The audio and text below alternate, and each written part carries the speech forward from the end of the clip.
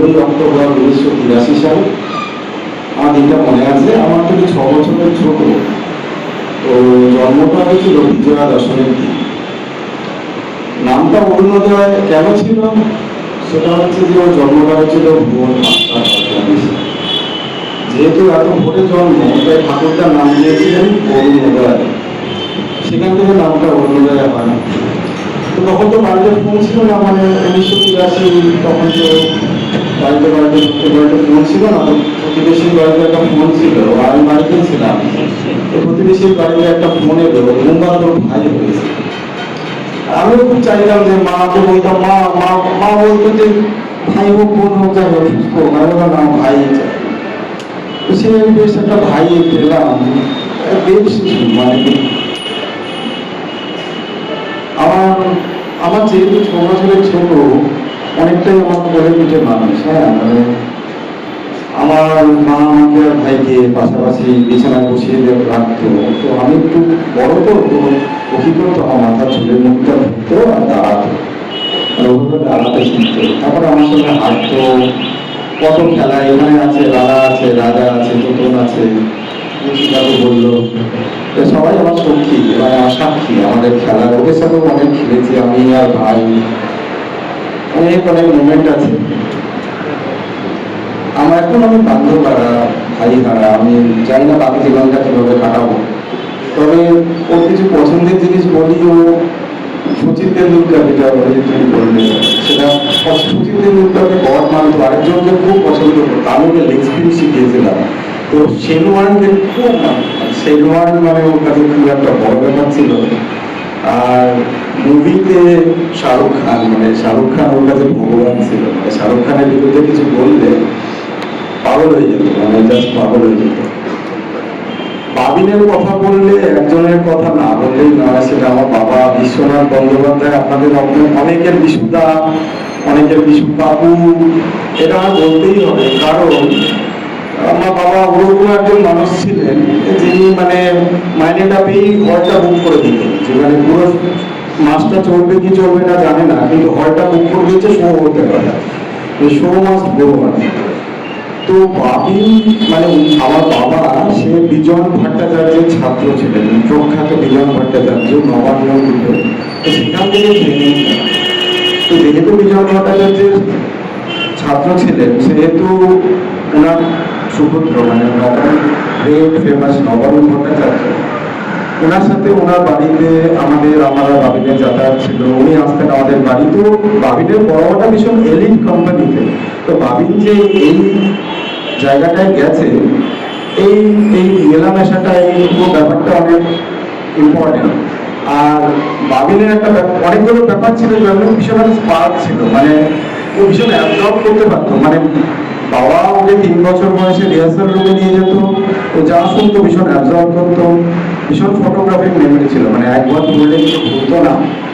আর elephant memory, মানে অনেক আগে কি মুখ হয়েছে মনে আছে, মানে ছোটবেলার ঘটনা আমি ভুলে গেছি, ওর মনে করতো। তো বাবার অনেকটাই অবদান, এবং বাবার খুব ন্যাওটা ছিল। তো বাবা 14ই মার্চ বাবার মৃত্যুদিন, এবং 29শে মার্চ। ওর জন্ম 16ই অক্টোবর, বাবার জন্ম অক্টোবর, দুজনেই অক্টোবরে আসা, দুজনেই মার্চে চলে যাওয়া। বাবিনের অভিনয় জীবনে আমি কিছু বলবো না, কারণ ওটা পাবলিক ডোমেনে আছে। তবে যে অন্য জিনিসগুলো আমার সাথে রেগুলার কথা হতো, সেটা হচ্ছে লেখা ও লিডিং টেলিতে অনেক লিখত। মানবজাতির থেকে শুরু করে অনেক লিডিং টেলিতে, এবং আমাকে ডেফিনেটলি পাঠাতো পড়ার জন্য। আর আমি কৃতজ্ঞ সুনন্দদা সহজ কথা টিমের জন্য এই পডকাস্টটাও করলো।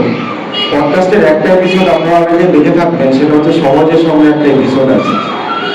বাবা ছেলের প্রচন্ড একটা স্ট্রং বন্ড ছিল, এবং বাবিনের সমাজের প্রতি একটা প্রচন্ড চিরম হয় আর কি, মানে প্রচন্ড স্ট্রং বন্ড দুজনের মধ্যে ছিল। আর অনেক কিছু ওর প্ল্যানিং ছিল সমাজের জন্য, যেটা দেখে যেতে পারলো না। আমি ছিল সহজ খুব বড় হবে, কিন্তু আমি কৃতজ্ঞ সহজ করা টিমের জন্য। ওই রেকর্ডের একটা এপিসোড আছে বাবা ছেলে, এটা খুব দরকার ছিল। ভাগ্যিস সুনন্দদা বললো সহজ কথা কেন লাগলো, ভাগ্যিস হলো যে ওটা মানে সহজ কথা একটা জিনিস আমি বলতাম যে ভাই ওই ওই এপিসোডটা কেন ভিউ হলো না বলে আমি কে ভিউর জন্য করছি না, আমি I want to create quality content, historical content. আমি সঞ্জীব চট্টোপাধ্যায় করবো, আমি শিশুন্দু মুখোপাধ্যায় করবো, I don't care about views. View পয়সায় করে নিয়ে কোনোদিন ভাবে।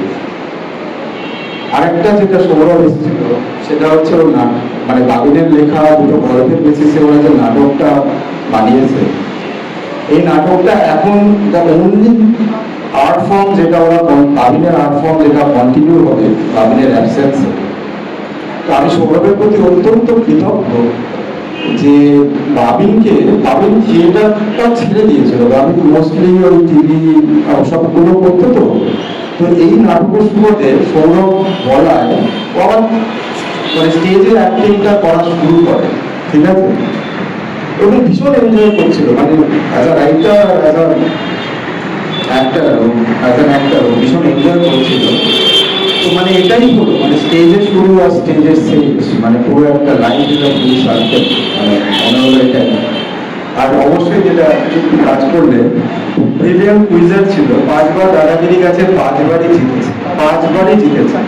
মানে আমি শুধু ভাবি যে একটা ছেলে সে সিরিয়াল করছে, সে মুভি করছে, সে স্টেজ থিয়েটারে অ্যাক্টিং করছে, গল্প লিখছে, সে পত্রিকায় লিখছে, তার গল্পের উপর বেশ করে নাটক হচ্ছে, সে পডকাস্ট, একটা বিউটিফুল পডকাস্ট করছে, সে তো ব্রিলিয়ান্ট কুইজার, মানে এত মাল্টি ট্যালেন্টেড এই বাংলায় মধ্যে ছিল কি আমার মনে হয় না। এই বাংলায় এরকম একটা মাল্টি ট্যালেন্টেড লোক ছিল, এটা একটা অসম্ভব লস। সেজন্যই চলতে দিন যেটা বললে যে 42 বছরের 142-এর কাজ করে গেছে। লাস্টে আমার যেটা না বললেই নয় সেটা হচ্ছে যে বিজয়গড়ের মধ্যে স্টার্ট ছিল না, বিজয়গড়কে বুকের মধ্যে রাখতো আর বিজয়গড়ও ওকে বুকের মধ্যে রাখতো, সেটা আমি একদম সেটা মানে হ্যাঁ। তো এই যে নাটকটা মানে গল্পটা তো বিজয়গড় বেশ করে, মানে বিজয়গড় তো পৃথিবীর মানচিত্রে তুলে দিয়ে গেছে। আর ওর নাটকটা এতই পপুলার হয়েছিল যে নেটা বলে একটা মানে Mahindra excellence of theatre awards, এটা খুব প্রেস্টিজিয়াস এবার থিয়েটার ওয়ার্ল্ডে। তো ওটা মানে 420টা সাবমিশন হয়েছিল, নাটকের সাবমিশন হয়েছিল হোল ইন্ডিয়া থেকে। 10টা নাটক সিলেক্ট হয়েছিল, বাংলা থেকে একমাত্র নাটকটা গেছিল, ও দিল্লিতে গেছিল, মানে 29 তারিখে চলে গেল, 22 তারিখ ও গেছিল দিল্লি, ঠিক আছে। হ্যাঁ হ্যাঁ, 5টা অ্যাওয়ার্ডও পেয়েছে।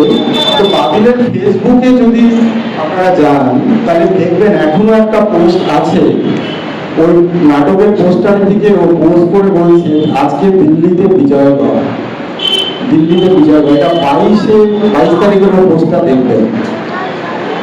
বিজয়গড় বুকের মধ্যে ছিল শেষ দিন অব্দি। আমি সেটা দেখতে পাচ্ছি সবার চোখে জলে, সবার মধ্যে। বাড়ি বিজয়গড়কে বলেনি, এবং আমি quite sure, dead sure, Bijoygarh বাবিনকে কোনোদিনও ভুলবে না। বাবিন বিজয়গড়ের মধ্যে দিয়ে বেঁচে থাকবে।